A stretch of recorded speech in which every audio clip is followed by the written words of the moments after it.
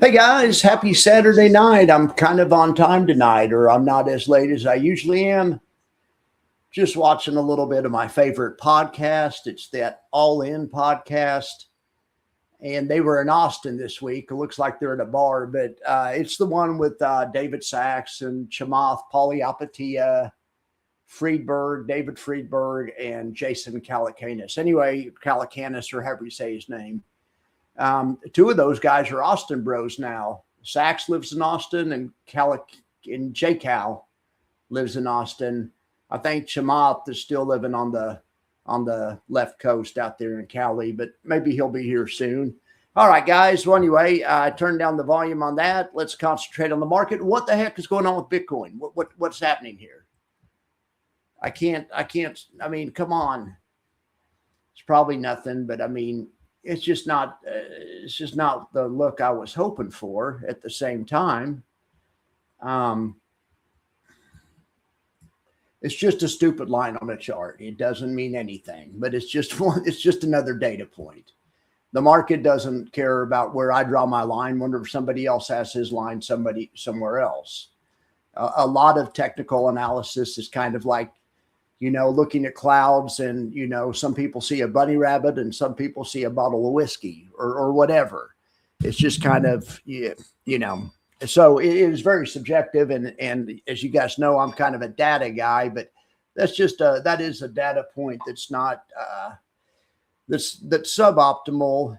Hopefully it'll bounce back here. Like I say, it's just a line on a chart. All right. Well, so let's look at week in Wall Street. I'm trying to find I need some caffeine here. I'm beat. Jackson and it was hot in Austin today, and we did our 4.5 mile walk where we have 600 feet of elevation change, and it's like climbing a 60-story building. And man, I'm going to sleep good tonight. Jackson's over there crashed right now. He's not even coming up here bothering me. Usually he goes crazy when I talk. He doesn't even have enough energy to come up here and give me a hard time. Hey, Jax. Do you want a treat, buddy? Who wants a treat? Do you want a treat? Do you want a treat, Jackson? Okay, come up here. You got to make an appearance, Jackson. You had to make an appearance. All right, good dog. Yeah, we had a good workout today. It's been a good Saturday where I'm at. I hope you guys had a good Saturday as well. All right, so I was just going to show weekend Wall Street also. It's down about 0.5 point. It's it could be a lot worse. So, and now it's only us bouncing a little. Well, no, it's down about 0.5 point. It's fine. It's just another data point. Let's look at weekend oil. How about that?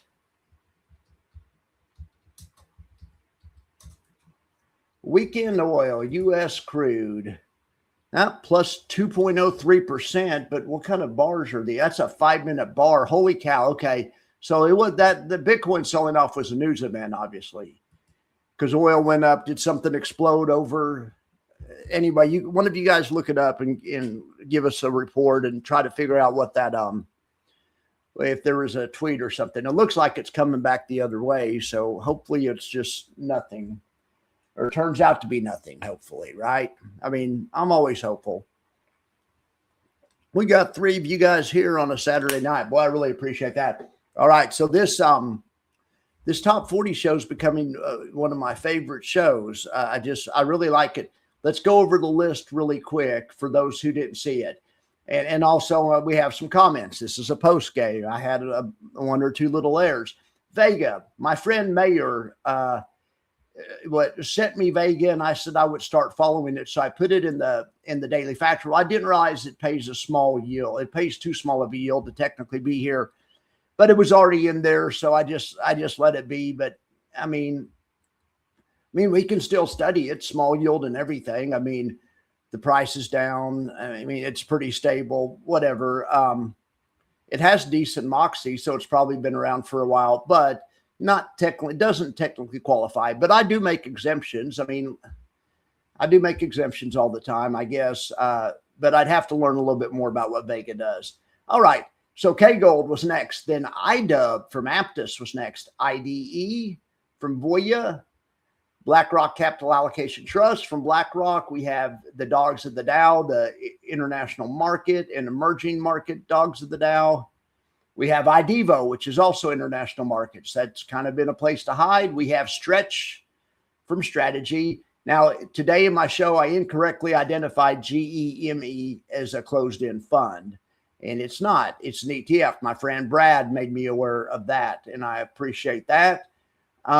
Riser, I believe, is a closed-end fund, and Riser is actually pretty badass because we've been looking at hedges lately, and I'm sorry, this chair, so I'm kind of not getting used to it, bumping into stuff. Anyway, we've been looking at hedges lately, and Riser is a way to get an income and at the same time bet on interest rates to go up. So it's a different kind of fund. There's another one also from Simplify that does it called PFIX, I think, PFIX. Anyway, all right, we have XLUI from State Street. Then we have ASGI from Aberdeen, BCX from BlackRock, lots of closed-end funds. JRE from Janus. We have some more BlackRock, BUI. We had STK from Columbia. We have some John Hancock tax-advantaged income, paying about 7.5% yield. Pretty darn stable, not bad looking. We have SOXY. We have UTG. We have Aberdeen. We have DOGG. This is the second dog strategy. I mean, this one's dogs of the Dow. The other one is dogs of the international Dow or whatever. But a dog strategy is a tried and true strategy. There's been tons of papers written on it. It's a value investing strategy. And values kind of come back in a little bit. And as evidence of that, SCHD, dividend investing is kind of a value investing strategy. Also, well, SCHD has a lot of value type stocks in there, and that one's doing well. Also, then we have EDF, MLPD, HDLB from UBS, and then we have Murny. I can't believe that one's still. Anyway, that one won't be on much longer, I bet. It dropped 9 points. I mean, if the market keeps getting crushed, I mean, and maybe it won't. Maybe we bounce. Who knows? All right, then we have Foxy. Now, this one we've been having some good discussions in well, I forget where, maybe Discord or maybe during a live stream, but heck, Foxy could be a good diversifier. It has a very low beta to the market. It only pays a 6.33% yield, but you could kind of look at it kind of like Riser. Riser also is a good diversifier, has a low beta to the market, meaning it's doesn't go the same direction as the market that often. It's not that correlated. And that comes in handy for people that are trying to diversify in any event.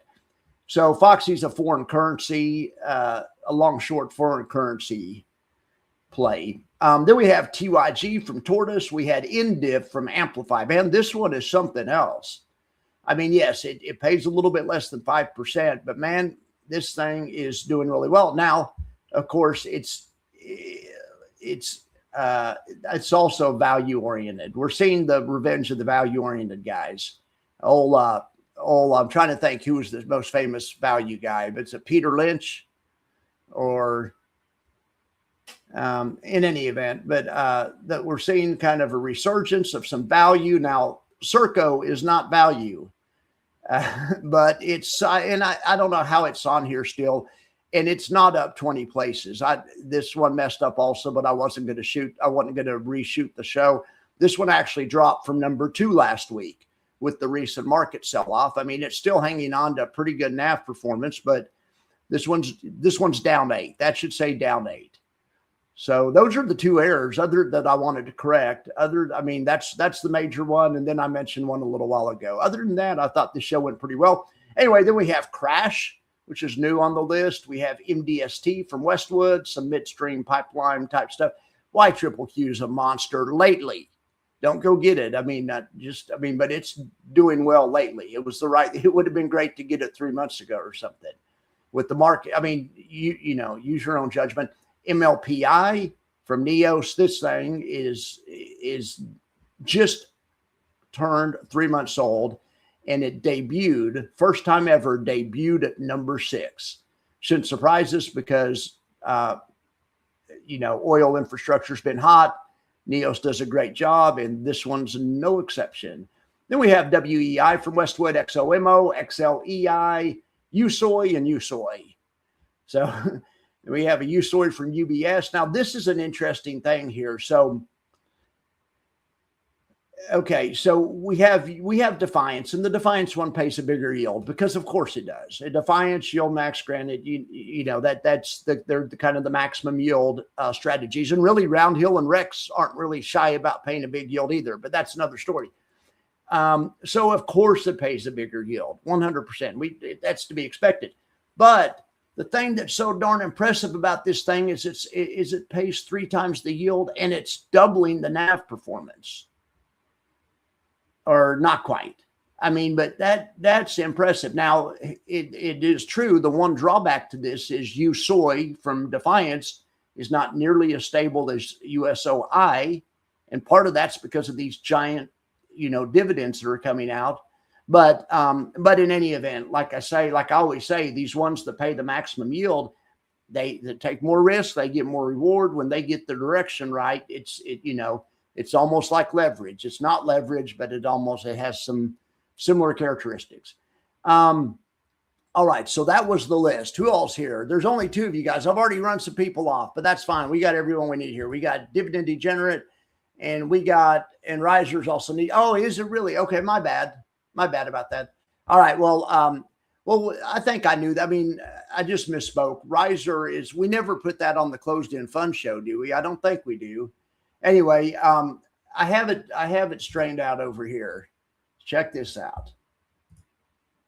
I need to send this to USB and have you proofread it, but I have this column CEF, yes, no, or it's just yes. But anyway, so that I have that one wrong right there. CEFS is an ETF, but still though, I'm throwing it in. I'm throwing it in as a closed-end fund because it's a fund of closed-end funds. So, but I realize that one isn't, but still the rest of them should be square. CLM is definitely a closed-end fund. GOF, CCIF. You guys get the idea. Is CCIF? Yeah, CCIF is definitely a closed-end fund. Anyway, so I'll try to get better about that. Now there's only one person watching. Man, I'm running people off tonight. All right, so it's time for issuer performance. Now, issuer performance is, I think, really interesting. So let's look at the top 40. Last week, YieldMax dominated. They had 6 people and up there, but this week they're running about 4th place.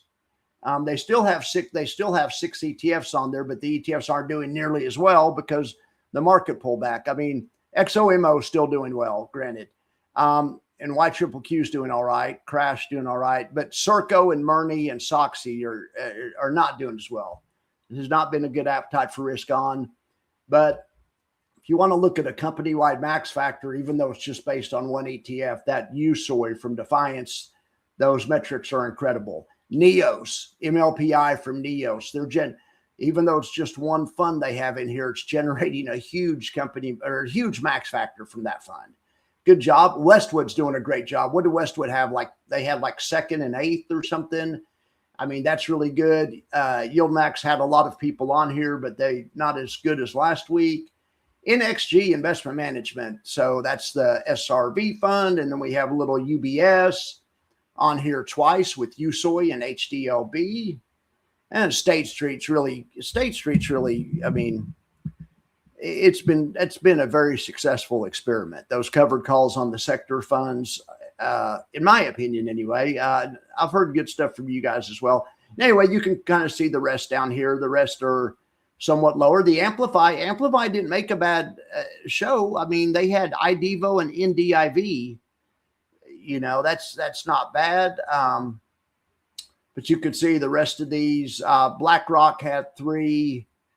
And the reason it's BlackRock is because they're closed-end funds and it's under the BlackRock label, even not the iShares or ProShares or whatever their other brand is. But those are covered calls. So actually, if there was any of those that made the list, and of course none of those did this week, I think it's good to have that because it's a separate brand.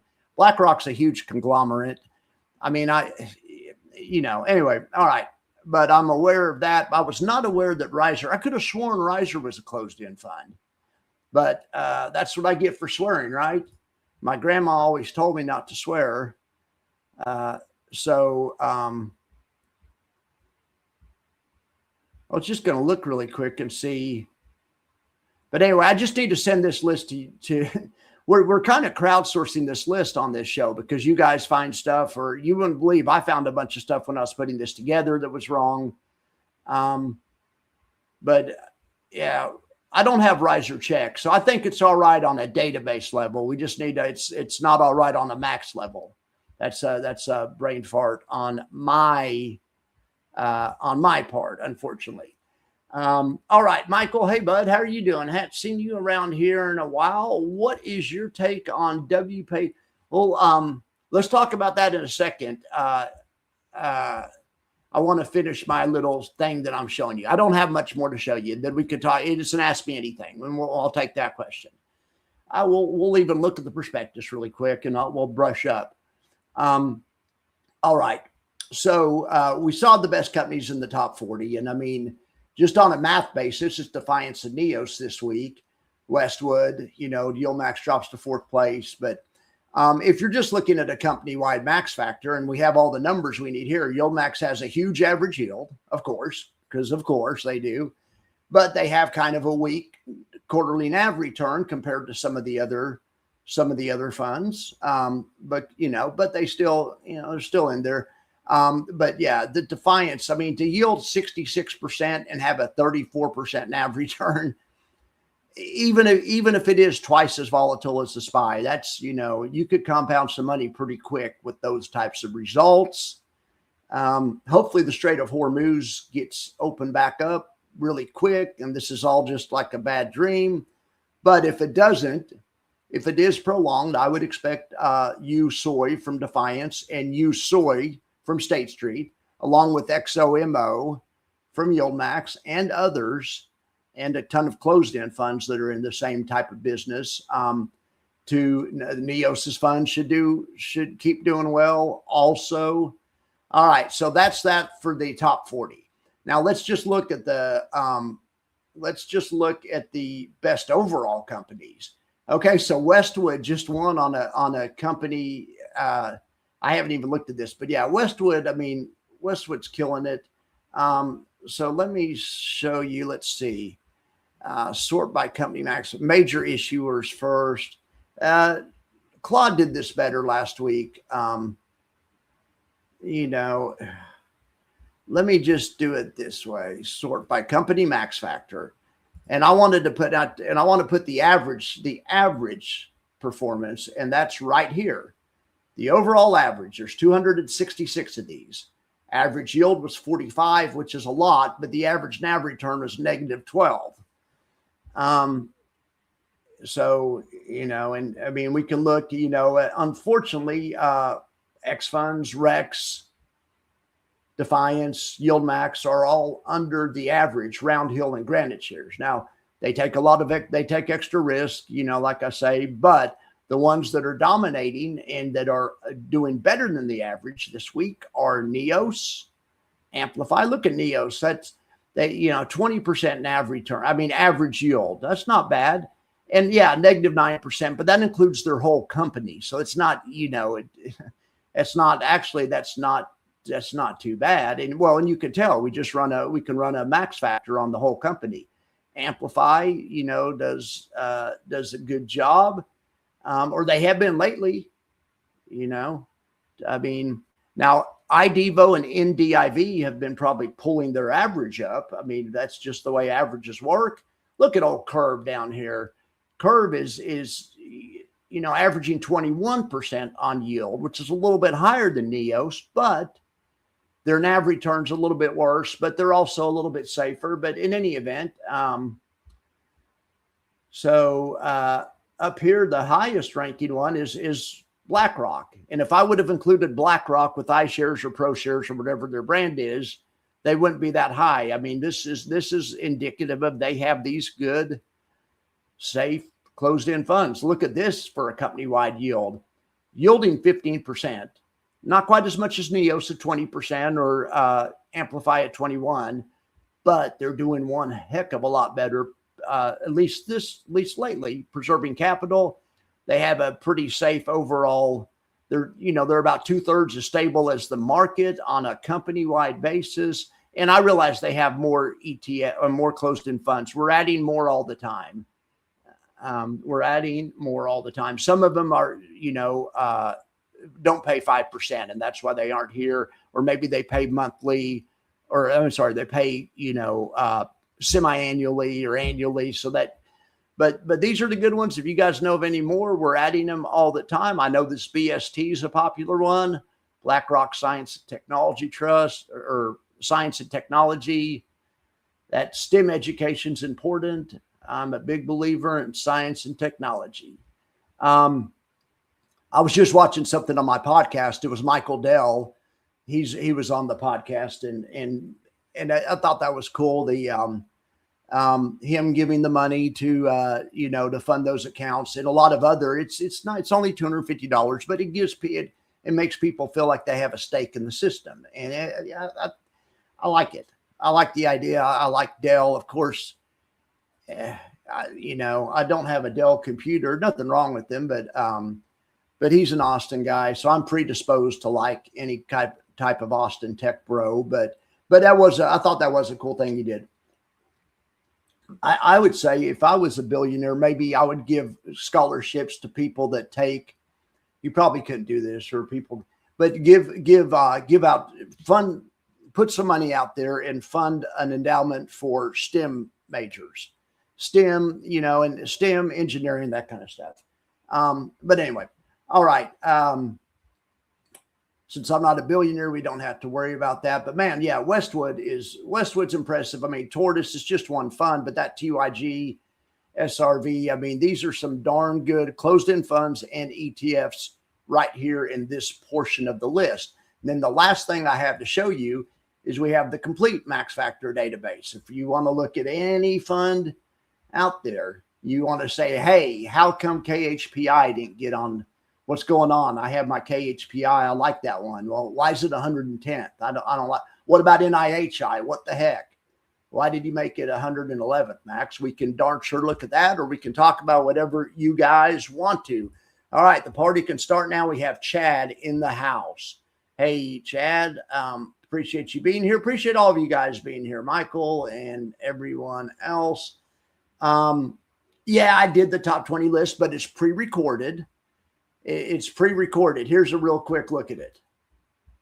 Vega, K-Gold, IDUB, IDE, BCAT, EDOG, IDEVO, Stretch, GEME, Riser, XLUI, ASGI, BCX, JRE, BUI, STK, HTD, SOXY, UTG, AEF, DOGG, SCHD, EDF, MLPD, HDLB, Murni, Foxy, TYG, NDIV, SRV, Circo, Crash, MDST, YQQQ, MLPI, WEEI, XOMO, XLEI, which I think is what you were asking about, Michael, or you mentioned it. But yeah, looking really good.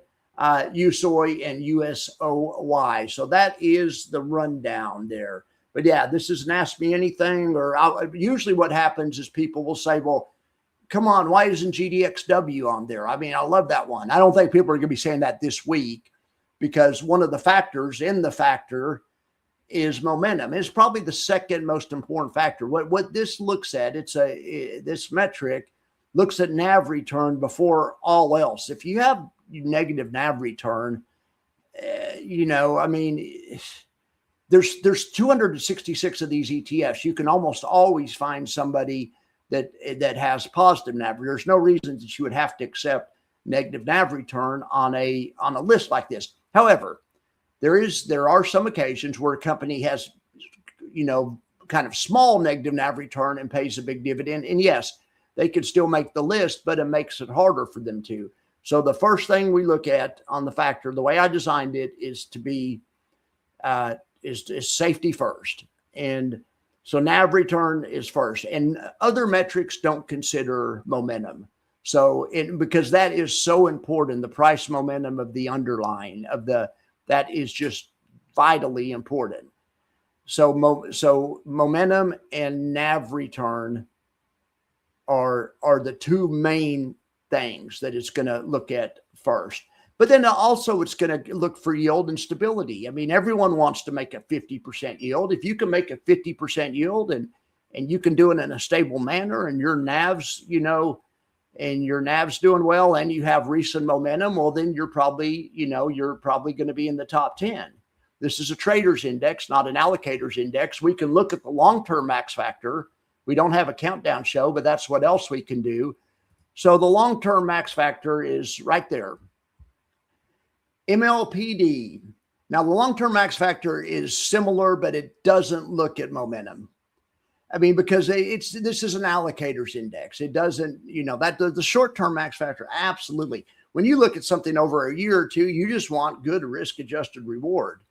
I mean, that's what I want. And MLPD right here, I know it's not everyone's favorite. I mean, but when I say risk-adjusted, I mean, this thing is 227% as stable as the broad market. So that's valuable to people that are allocating. I mean, it's valuable to me. I made it the max factor. It's not the Joe factor. It's not the Chad factor, but it's the max factor. So it looks for the stuff that I look for. So, but in any event, all right.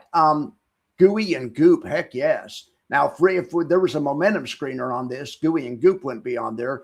But GUI and Goop have been pretty darn good allocations. I mean, pretty safe, good total return. And we have some AEF from Aberdeen, WEEI, ACV. You can see you get a lot more conservative and type funds this way. We don't have a top 40, but that's what this show is for, to address things like this. SOXY. I mean, SOXY's up 51% the past year, and it had positive NAV return. And it has momentum, even though momentum doesn't factor in the long-term max factor, but it does.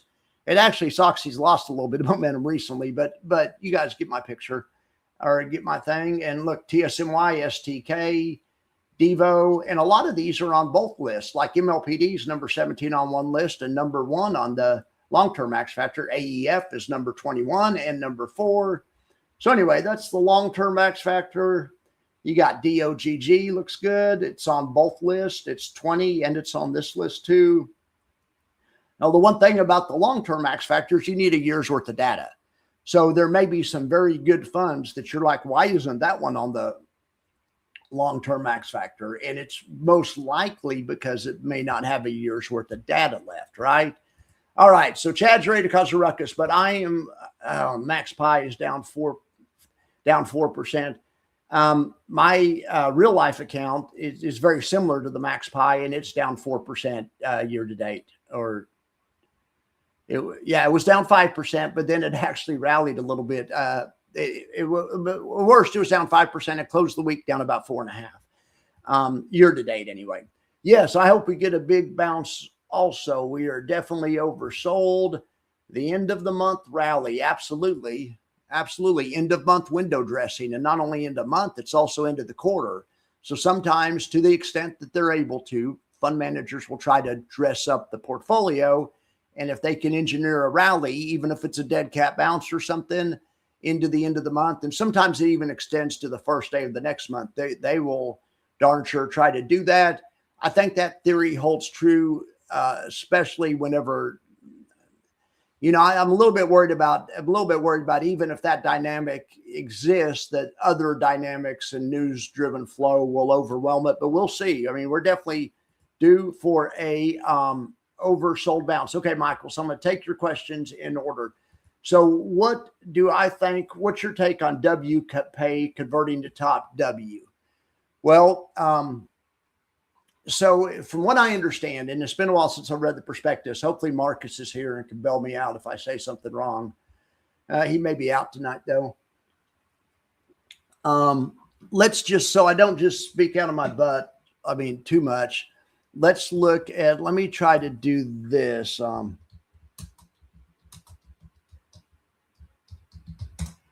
Let me see if I can turn over the top W ETF prospectus really quick.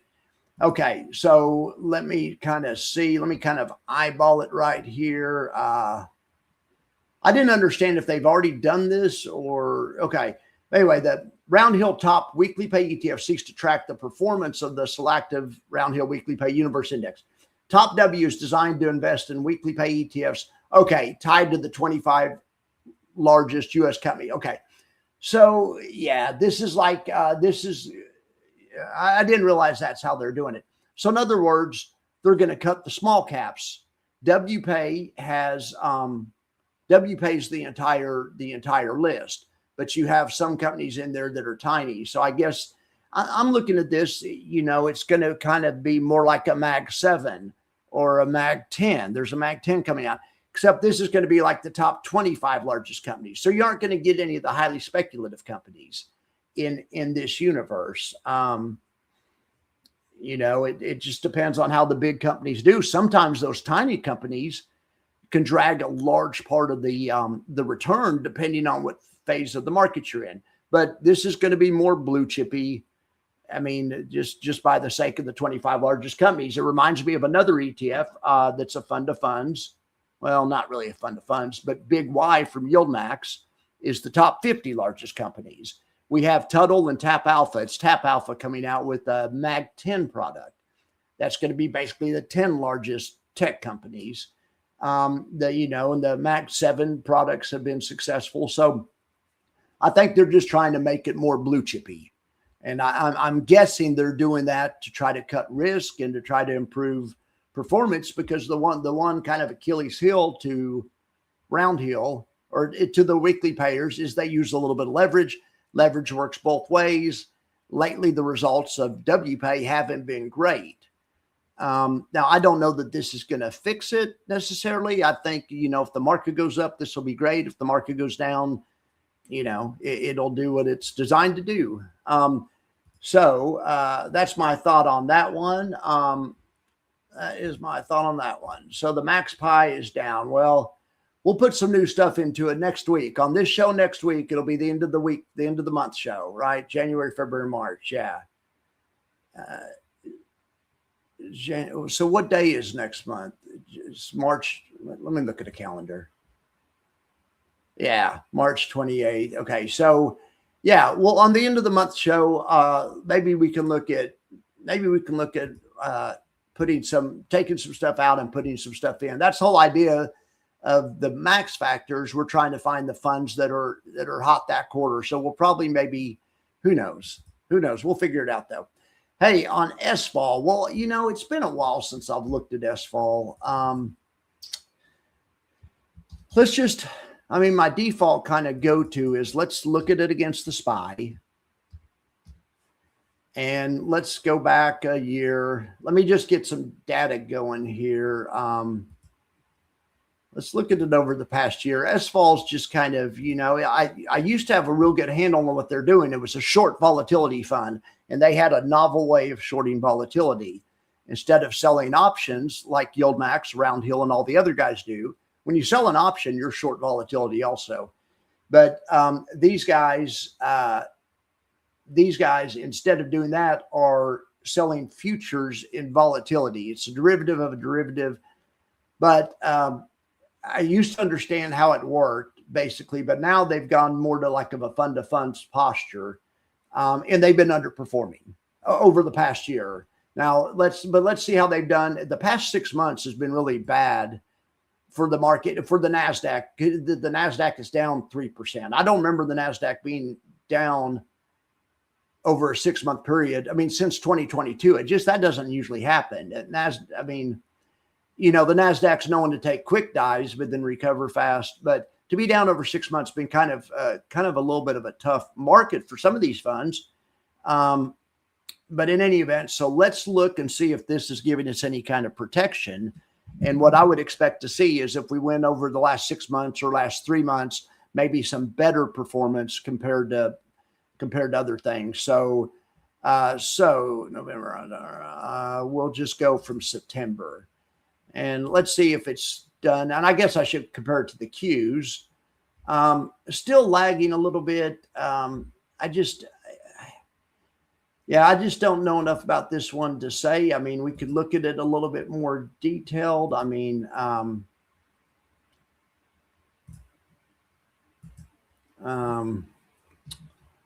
SFOL. I was just going to pull this up this way so we could get a top 10 holdings. Well, it's going to have to be, I guess you have to do it like this.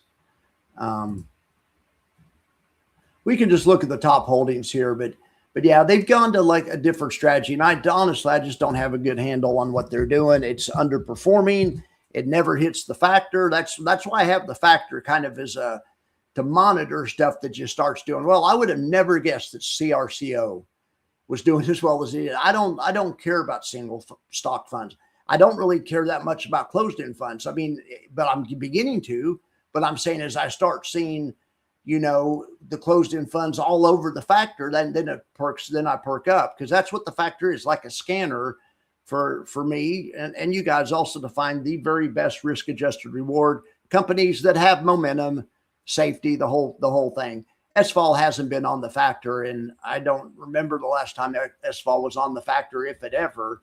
So I'm not saying that the factor is the only way to look at these funds, but the ones that are doing well are by and large the ones on my radar. And SVOL is just not in that category.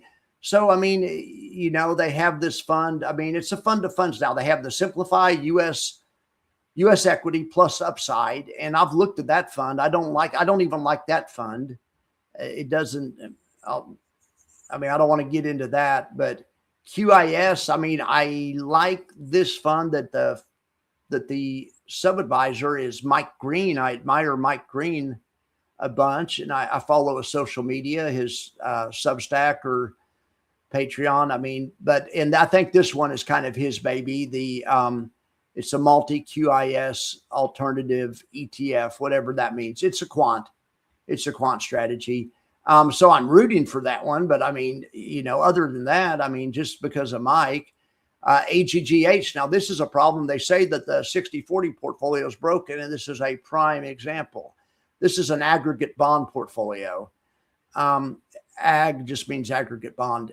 But in any event, typically in times of crisis, back in the good old days, like when Reagan was president or Bush or whatever, there did used to be a relationship, more of a flight to quality in times of strife and stuff. It just doesn't really seem to be doing that anymore. But I'm off on a tangent on that. But you can see it in the chart right there. AGGH, come on, it's government bonds and they're selling off like crazy. Of course, it's not the same. It's not the same like it used to be when Reagan and even Bush's. It's not the 90s anymore. I got to wake up, right? Get with the program. Simplified Treasury. Okay. Buck. Buck, I guess. And then Simplified, they have some muni bonds. Okay. So it looks like a fund of funds, but then in addition to that, they do have that short VIX strategy. They are shorting volatility, but they're volatility futures, not options. And then they're also shorting stock indexes, which has been a good business to be in. Index futures have been going down lately, especially the past, month or something.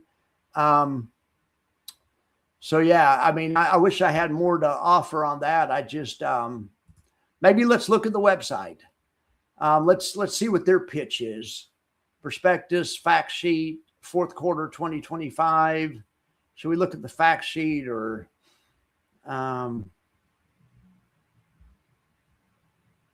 I don't know. I don't know. Let's see what it says here.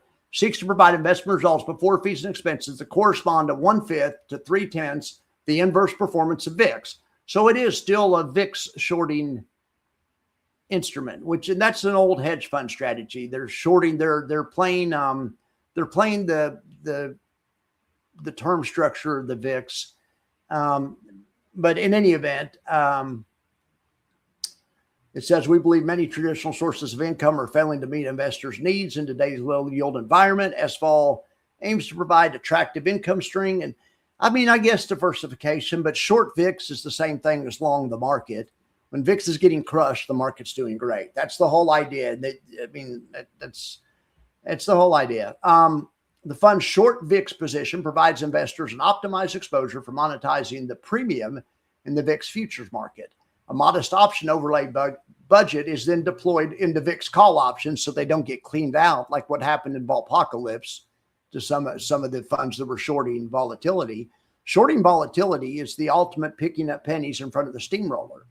you do great, 90% of the time, but you don't make that much. You're totally capped, whatever. You could sell a put option every day in an index, and 80% of the time, it's the most wonderful thing that ever. It's like you discovered free money. But then when it goes wrong, it goes really wrong. And anyway, these guys say they have that handled by also buying calls above the market. So it's a hedged short volatility thing. I mean, other than that, that's all I have that's the longest non-answer I've ever given. Probably actually not. I've probably given longer non-answers. So top W's effective Monday. New strategy is what I've heard will be like ULTY. Okay. So, well, I don't know about like ULTY. I mean, because they aren't going to have callers and stuff, but maybe as far as stock selection goes, ULTY did try to blue chipify. They cut, they cut the small speculative stuff. They still have some small speculative stuff, but they also have Google and some big stuff. Yeah. So, I mean, I could kind of see that. I would say maybe top W is more reaction to the MAG 10 fund. When you talk the top 25 stocks or the top 10, they're going to be pretty, I mean, I think maybe the top W is more of competing with those types of things that are focused on the, and like I say, even Big Y is not a bad performing ETF, but in any event, everybody going to hop back in as soon as we hit another bull run. Yeah, the W, I mean, heck yes. So I kind of joke that these covered call funds are like leverage. They aren't really. They provide a buffer on the way down. We're leveraged, but WPay is kind of combining both. They don't use covered calls, but they're giving an income and at the same time using leverage. So it's kind of a double strike against it when it's going wrong, but it's going to be glorious on the way back up. I held some WPay for a while myself. I was happy with it. Did exactly what I expected. I bought it at the wrong time, and but I have no problem with WPay. The factor is the only way. Hey, Bon, what is up there, man? I appreciate you being here, picking up pennies in front of a steamroller. But I think they actually say nickels. I've heard people on Wall Street say nickels. I've always said picking up pennies in front of steam. You know what? Truly picking up pennies in front of a steamroller, what that really is, that's someone that goes out and writes a put every day, not an at the money put, not 5 strikes out of the money, not 10 strikes out of the money, 20 strikes out of the money. And that's the kind of trade you're going to win 99 times out of 100. But when you lose, it is going to be glorious. I mean, in a bad way. I mean, that's what, so I kind of said just writing a put every day, but that's not really picking up pennies. Truly picking up pennies is writing deep out of the money puts where it's almost guaranteed you'll win. But if you lose, it could take your whole account. I mean, there's a hedge fund that, hey, Oracle, hey, man, I appreciate that, bud. Man, Oracle is so generous lately. We aren't even going to put my Oracle just paid for all of you guys. I'm not even going to grift. I'm not even going to mention my PayPal. It's like Oracle just came in the bar and he bought a round for the house. Heck yes. Here for Oracle. I'll get to your question here in a little bit. Let me finish up with these other guys. But yeah, picking up pennies in front of a steamroller. Yeah. No, I like to work. I haven't looked at SVOL in a long time. We've talked about SVOL a million times on this live stream or in Discord. You probably just weren't around, but I think I'm saying what the guys in Discord are saying too. We just kind of having a hard time getting a grip on what the heck it's doing lately. It just doesn't, and like I say, I might excuse it for kind of, acting up or whatever. It had better performance, but let's go look at the since inception performance. I mean, I used to like SVOL. Okay, and here's why. I mean, there was a time in 2022 when SVOL was, SVOL didn't go down as far as the market did in October of 2022. Market was down, just from this chart, the market was down about, I don't know. I remember it was down like 20%, 25% or something. Well, SVOL dipped about 15, it looks like. Then SVOL recovered faster. But then, it just kind of lost the plot lately. So, I don't know. Do any of you guys have an opinion about SVOL? Tell me. I mean, put it in the comments. You're helping pay for the glitter too. Well, heck yeah, Chad, I appreciate you. I appreciate you. Okay, amazing Bitcoin dump. Okay, what is going on with that? Was it a news event? Let's look at the chart again. I've been watching this ascending trend line, and it's just a line on a chart. It means nothing. And other people might have the line in different places. The market's not going to stop because max convexity has a line on a chart. And even if it goes way past that line, the next day it could be back on the other side of it. But it's just one data point to look at. I was not encouraged by. And kind of the classic setup, the classic kind of bear setup is what's happening right now, at least on the time frame I'm looking at. Shoots through the trend line, comes back and tests it from the underside, can't get back over, and then goes and makes a new low. I'm not saying that's what's going to happen. I hope that doesn't happen, but I'm prepared if it does. I'm as prepared as I can be, I guess. Yeah, corn dumping again. I don't get that. Are you serious? Are you watching corn futures? Max can get. I have one. I actually have one right here, but I need to get an adapter. I'll order the adapter right now. And I had it and was working for a while, but I borrowed a friend's adapter and it was glorious. And then he needed it back, and I just haven't ordered my own. But it's an old, dude, this monitor's so badass. It's the old 27-inch cinema monitor from about 2015 that you used to use it goes with MacBook Pros, but it just has that stupid Firewire or Lightning. I forget which one it is, but it's the one that I don't have. But I will, Oracle paid for. As soon as we get off this show, I'm going to order the third monitor. And also Oracle helped pay for the new video game chair. Not really a video game chair. It's just a better office chair.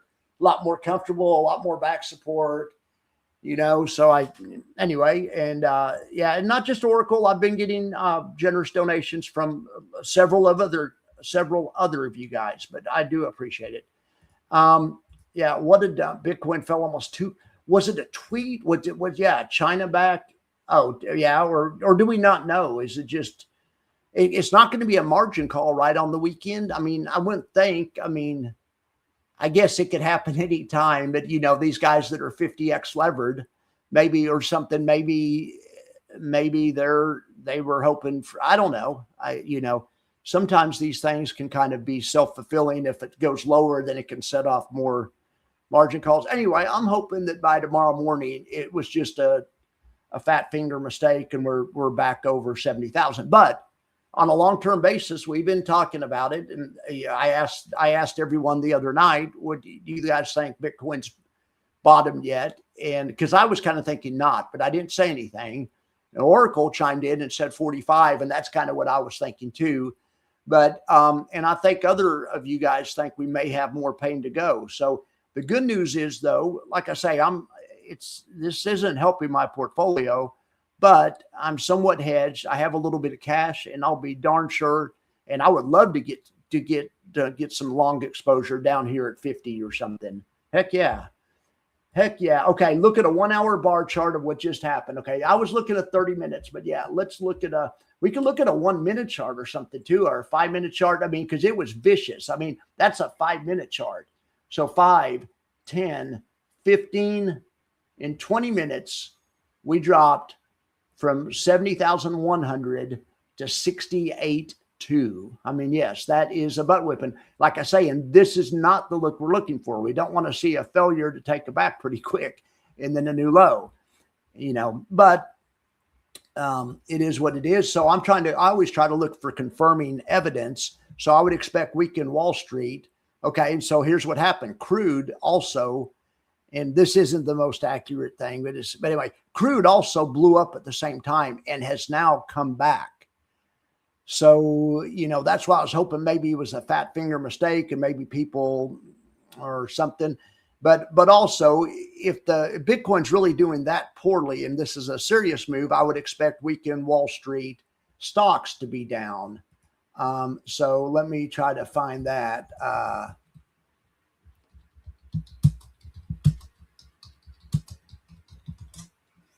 Okay, yeah, this is weekend Wall Street. They have different ones, but yeah. And so sure enough, it did hit the indexes. Because this is what, a 5 minute chart, and yeah. Sure enough, we were trading to like 45.9 on the indexes, and we dropped, 300 handles. We're bouncing a little bit, but I mean, the 300 handle move in NASDAQ is not fun at all. Yeah, but anyway, let me do what Oracle suggested, though. I get sidetracked. But yes, let's look at a 1 hour chart. Okay, and then we can maybe look back and get a little bit more perspective on the thing. Because 1 hour, you get a little bit more history than you do on 30 minutes. Now, this volume profile is just the past 1,000 bars. So it's pretty much this move. It's just showing you this chop zone. It's not showing you all-time volume profile or whatever. But I mean, and this is on a 1 hour chart. I always talk about a reversion to mean, and that's exactly what happened. We got ahead of ourselves here, reverted, past mean. We got ahead of ourselves here, came back right to mean on the 1 hour chart. I mean, for what it's worth, I mean, these are also just lines on a chart, and one person could be looking at the same indicator and see it different than I do, but just another data point to look at. Thank you, Michael Saylor. Yeah, Michael Saylor, I get it. Yeah. All right. Saylor will have to buy tomorrow. Yeah, he probably wants it to go down so he can lower his cost basis. Okay, let's listen to what Oracle actually has been doing this for 10 years. Bitcoin influencing. I just started. Saylor will have to buy tomorrow. If he doesn't, we'll be at 60 grand.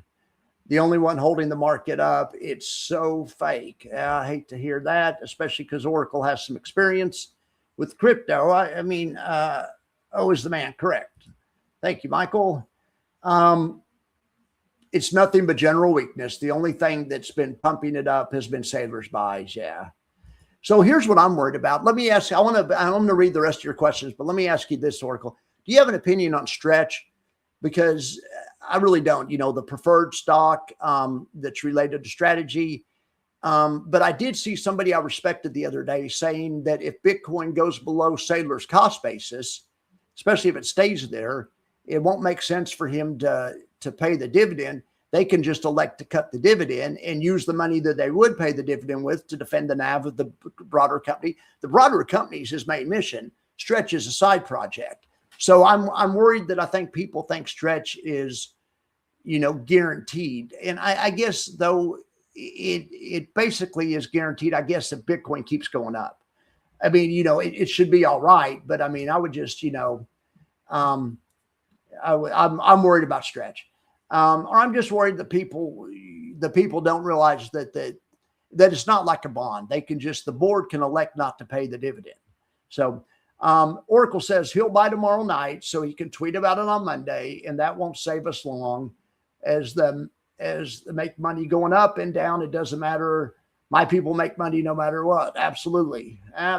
So do you teach people how to short? Are you guys actively trading it? I don't know. I'm sure you do.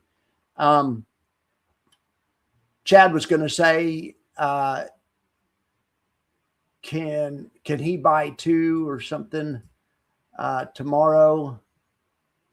Yeah, I don't know. I mean, I don't know. Saylor can do anything he wants. I thought the Richies had to wait. I don't know enough of it to you guys tell me. You caught the drop on 80x leverage. Holy cow.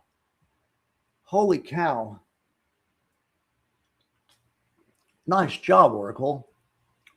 And he's spreading the wealth. I mean, he's got me this chair, and he, got me all kinds of stuff. Thank you for spreading the wealth. That's impressive, to say the least. All right. You think, okay, let's talk about Stretch. I think Stretch and all that is peasant money to raise funds to buy more corn. Yeah, okay, I got you. You think Stretch is really bad? Okay, the problem, what I've seen, this is Oracle talking, this play is that crypto, many times it's new to all of you, and it's not due to us. It's going to end badly. Okay, well, yeah, and I'm reading it for people. Some people listen to this in their car, so I'm trying to narrate. That preferred seems too good to be true. When this collapses, it's going to be bigger than FTX or anything that crypto ever collapsed before. It's going to blow holes in pension funds, in ETFs, and change regulations. Well, I hope you're wrong, but I'm afraid you may be right. But in any event, are we rallying? I mean, look at this 1 hour bar. We did put in a green bar. I mean, but on the 1 hour chart, total reversion to mean strategy. I mean, you know, Oracle probably shorted this up here whenever it couldn't make a new high and it petered out, whatever. And then boom, ADX dropped from 75 to 68. Are you flat? Did you cover yet, Oracle? Or are you still, do you have runners? Or did you cover the position all in, all out? I'm just curious. You say caught the drop at ADX, so I'm thinking you mean it's done. It is done is what I'm interpreting that to be. All right. Well, so that's not a great way to end the factor. It's a Saturday night, though. I'm trying to think if I have anything else to talk about. We can look at anything. Let's see the best 1 year total return. And this doesn't necessarily rank highest on the factor because I'm factoring in risk. So WYGold, which is 5 times as volatile as the SPY, does have a 1 year total return of 68%, which is great. WYGold, they use leverage and be glorious on the way up, glorious, bad on the way down. PLTW's had a heck of a run. Now, not this quarter. Look at this thing. You're down 36% this quarter, but plus 59% for the past year. It was before it dropped 30. This was a triple digit winner. This darn Aberdeen is impressive too. 59. We got to look at that one. We're going to have to look at AEF. I'm just joking when I say I don't like closed-end funds. I'm just giving, to me, it doesn't matter. It's just a different corporate structure. I mean, ETF, mutual fund, closed-end fund. I don't like mutual funds, but even those can work in certain, in mutual funds work in certain, oh yeah, and I did. It looks like, no, I thought I just got another, I thought I got a PayPal from one of you guys. I was excited. But in any event, all right, AEF. So this is emerging markets, not including China. All right. It only pays quarterly. So that's not going to get a lot of, income investors that excited. But I mean, it is 8.7%, and it has a 3-year performance of 47% it's not the worst looking thing I've ever seen to be sure. But let's go back here to the factor. But these are just some of the ones that have done great over the past year. A lot of these are doing poorly right now. SLVO's one. It's down 20% this quarter, but plus 40% for the year. GEME, this is the one I misidentified as a closed-end fund, and I was informed it is a ETF. So let's go look at GEME. I need to reacquaint myself with it. Obviously, if I don't even know what it is. It's the Pacific North of South Emerging Market Equity Active ETF. It says it right there in the name. It says, but this thing doesn't qualify. That's right. We've talked about this before. It does pay 5%, but it just pays once a year. I think I put it on there because some of you guys were interested in it. I put it in the factor, but it's doing well, but it's probably not really fair to compare this to the other ones that pay monthly or quarterly. But let's go see what else in the complete database, the kind of the long-term good ones, G&T from Gameco, Little Columbia Threadneedle. This ASGI is an impressive looking chart. It pays about 10 point or almost 11%. NVDW has had a heck of a year, plus 35%. Even when you factor in, it's down 17% this quarter.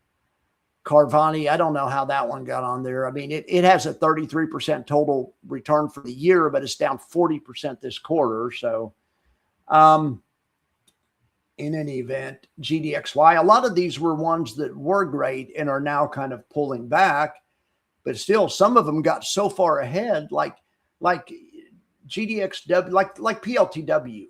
Yeah, it's levered and yeah, it's taking it, it's hurting it right now. But that thing got so far ahead, it was a triple digit performer.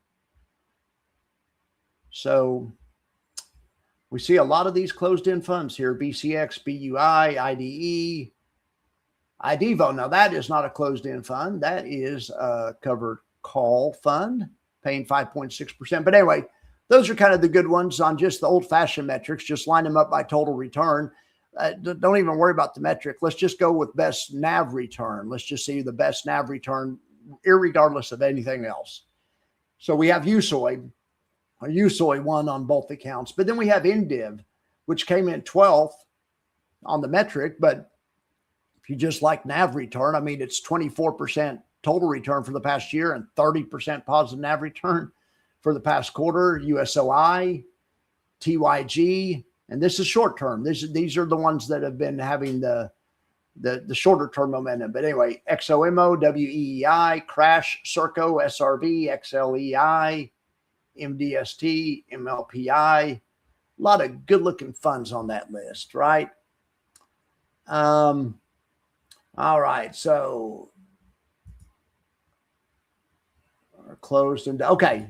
I'll just check in. I figured. I read it too fast. You said I caught.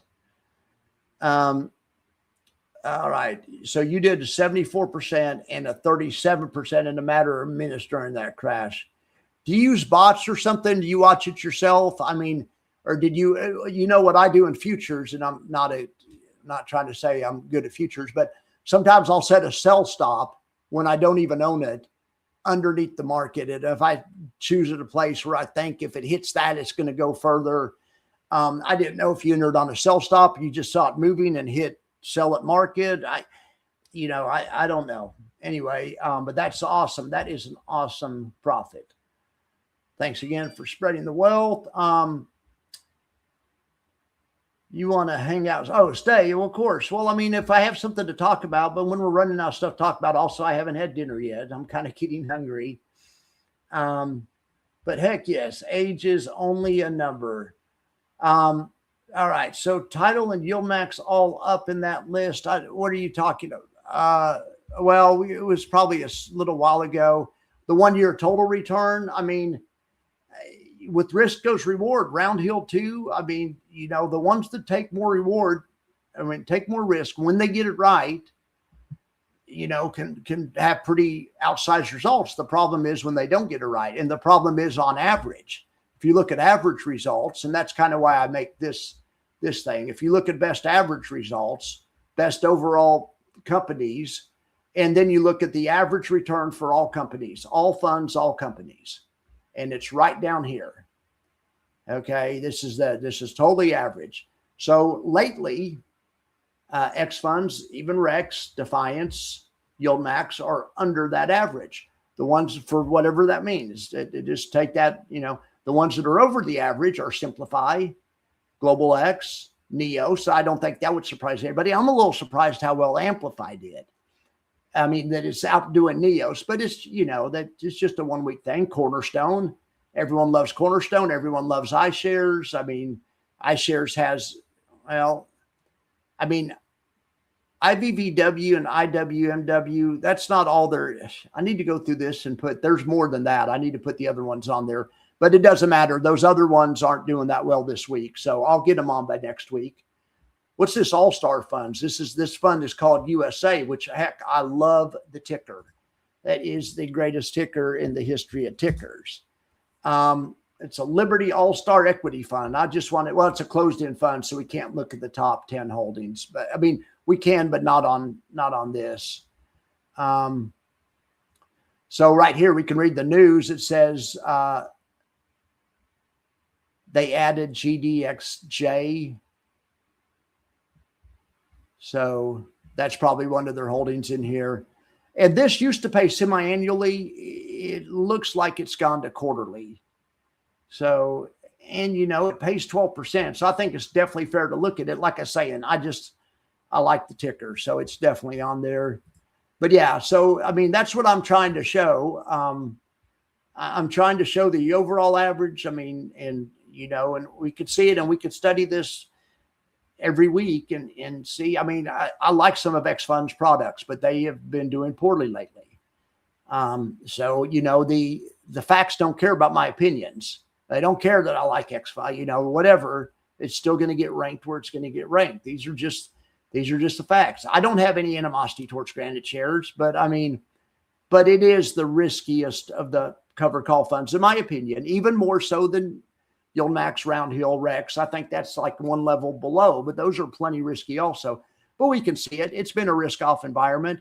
I can't wait for us to get in a major risk-on environment.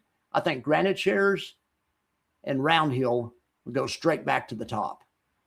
I mean, I'm convinced of it. And X funds for that matter. I don't know about some of the other ones. I mean, but for sure, Granite shares and Round Hill definitely could have a tactical place in the portfolio. All right, so let's see. You traded myself. I take direction from the 6 hour and the 1 hour, and then you attack the 3 minute. Okay, good to know. You're moving in and out. I got you. So and that's what I figured. That's what I hope you say, because I don't think a bot could do it as good as well as Judgment. Heck, it's your money on the line. Your ADX, when you're ADX levered, if you're wrong, that could really hurt. I mean, so heck yeah, I respect that you're smashing the bun yourself. I'm just always interested in the mechanics of way things work, so I ask questions like that. So USA has rights offerings occasionally. Okay, well, we're going to definitely keep it in there, because the rule is quarterly's all right. I mean, but it just can't be semi-annually or yearly and be included in the factor. But yeah. Marcus is in the house. Holy cow. Marcus is in the house from the great state of Pennsylvania. From the great city, that's the same city that one of my favorite bands, I don't know a favorite band, but somebody I really like, The Roots. I like The Roots. Oh, heck, and classic rock, I like Hall & Oates, and they're from Philadelphia also. And I don't like Hall & Oates that much, but I mean, it was classic soft rock, but whatever. Heck yeah, you got to love a little Philly. Oh, he's in Atlantic City. Heck yes. You playing roulette or slots, or what are you doing? He may just be down there, just who knows what you're doing. But anyway, that's cool. Marcus, thanks for tuning in.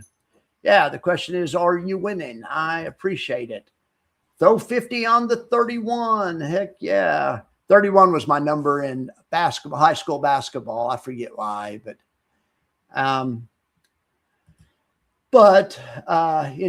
Marcus is shooting dice, playing, man. Dice is so much fun. Not losing yet. Heck yeah. Well, to me, dice is an excellent game for statistics, but also for trend following. I mean, because even though dice rolls are not evenly distributed, even though you win about 49.7% of the time or whatever, it doesn't come out like it goes in bunches, and especially in dice. And yeah, of course, the whole idea, and I know all of you guys know this, is to get a hot shooter. But the way dice are fun because you can use leverage. That's usually not smart bets. You can hedge. You can play, if the point's 8 and you're playing from the don't side of the equation, you don't want an 8. You can hedge it with the hard 8, and it's not perfect or whatever. But I mean, dice is, but it's similar to the market. You could take bets that have a higher payoff, but usually they're lower probability. And sometimes you're better off not to hedge. But sometimes if you can just get through a roll, if you just think this guy's bad luck and he's going to get a 7, you can hedge the 7 off for a roll. So yeah, I love me some dice. And blackjack too. I mean, blackjack's a good game as well. But dice is cool. All right. Well, that's good. All right. So what else you guys want to talk about? I'm not trying to get out of here. I'm just getting hungry. I want to go eat something. I can come back and do a late night live stream, but really you guys want me to work on, I'm making a NEOS company-wide report, and here's a sneak preview of it. Let me get this off the screen. And of course, this won't surprise any of you guys, but NEOS is totally badass. But for me, it's not enough just to know something's totally badass. I want to quantify it. So anyway, this is going to be a really good report. I've already done the company-wide report on Yieldmax, and that one I did think was as bad as some people thought it might be. But the NEOS one might even be better than some people thought it would be. I can't wait to get this show recorded. And then next week we'll do Round Hill, and the week after that probably I don't know. It will just go on popular request. But anyway, so I'm not trying to make excuses, but I want to eat dinner and go get that content made. Plus I might watch a little basketball. I mean, heck yeah, it's Saturday night. Plus I'll go over in Discord and see what you guys are doing. It's nice to have this on when there's no other ETF content. It's nice that you do, though. I'm happy to do it. I'm happy to do it. It's my pleasure. It helps keep me out of trouble. It keeps me off the street. It gives me something to do and a place to be 3 times a day. It's good. It is definitely good for me. All right. Craps and roulette are your cryptocurrencies. Bitcoin is the world's roulette. I mean, Texas is playing Gonzaga. All right. Well, that's it. I'm going to go watch that and eat dinner. I appreciate it. I appreciate you guys being here. If there's any last minute questions, or if I didn't answer your question up there because I went too fast, say, hey, Max, what about whatever? I'm not trying to get rid of you guys. Let me do my disclaimer while I'm waiting to make sure there's no last minute questions, so I don't forget to do the disclaimer. Did I spell licensed right here? Licensed? No, I didn't. I messed it. Gosh darn it. Anyway. All right. Please check everything with the licensed financial planner. This is fun and entertainment only. All that kind of good stuff. I'm not going to put my PayPal out there. Like I say, Oracle bought a round for the bar, so we won't grift at all. All right, guys. I appreciate it. Oracle says go eat. Let's get out of here. I'm going to go watch basketball. I'll be in Discord if anyone wants to chat. All right, guys. Have a good one.